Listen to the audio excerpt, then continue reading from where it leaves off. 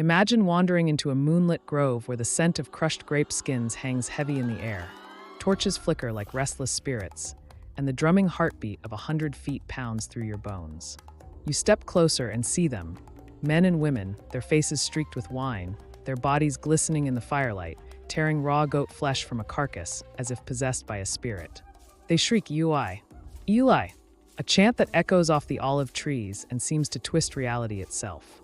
If you've ever wondered just how far the ancient Greeks would go in the name of ecstasy, buckle up, because today we're diving headfirst into the Dionysian frenzy. A rite so wild it blurred every line between religion, madness, and unrestrained debauchery. The story begins with Dionysus, the god of wine, theater, and ecstatic transcendence. Born from mortal and divine blood, he was the outsider of Olympus, the only deity with a mortal mother. That very duality made him a symbol of chaos and liberation, a god who could shatter the strict rules of polite society with a single drop of sacred wine.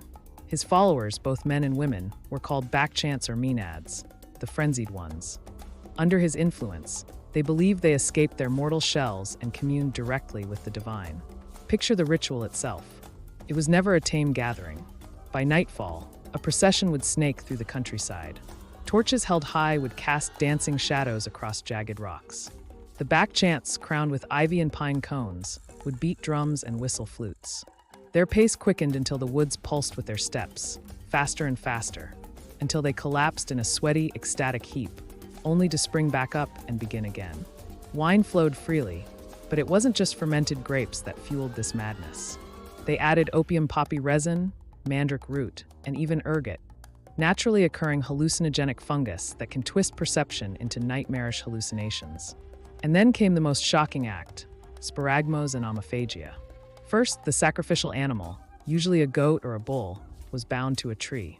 The Maenads, in a trance, tore at its flesh with bare hands, ripping muscle and sinew until blood sprayed like crimson rain. Then came the feast of raw meat, eaten hot and dripping, as if to taste the god's feral power itself. To the participants, this wasn't savagery, it was communion. The meat symbolized Dionysus incarnate, part god, part beast, and consuming it was a way to internalize his divine essence. Ancient writers left vivid accounts.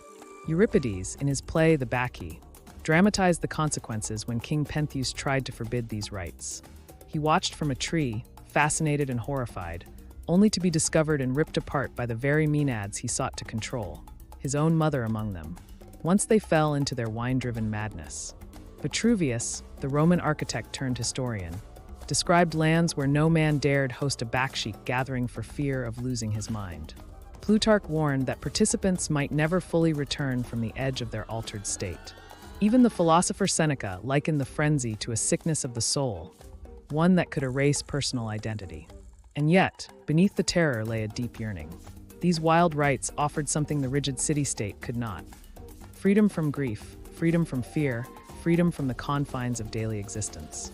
In pagan Greece, every moment of life was shadowed by the specter of Artemis's arrows, Hades' cold grasp, or the owl-masked judgment of Athena. The Dionysian frenzy promised a different path, one of release, where the self dissolved into community, and ecstasy became a gateway to the divine. Participants clawed, screamed, and danced not out of cruelty, but in an urgent quest for meaning beyond the mortal coil. Of course, city-states responded with alarm. Laws were passed banning Bacchic meetings, magistrates stood guard at city gates, and anyone caught carrying grapevines or pine torches risked exile. Yet the rites persisted in secret, drifting from mountaintop groves to remote caves. In time, the Romans imported their own Bacchanalia, only to crack down even harder. The Roman Senate in 186 BCE banned the cult outright after reports of ritual murders and conspiracies to overthrow the state. Whole groves were cut down, priests were executed, and sacred texts burned. Still, whispers of the frenzy survived in underground gatherings, inspiring late-night feasts that would echo through history into the mysteries of Mithras, the rites of the Cathars, and even modern music festivals. These ancient rituals also left a permanent mark on art and drama. The dithyramb, a choral chant honoring Dionysus, gave birth to Greek tragedy. Aeschylus, Sophocles, and Euripides himself crafted plays that examined the thin line between order and chaos. Masks worn in tragedy, with their exaggerated features and open mouths, echo the faces of Maenads in mid-scream.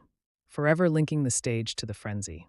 It's easy to dismiss the backchants as primitive thrill seekers, but there's a bitter irony here.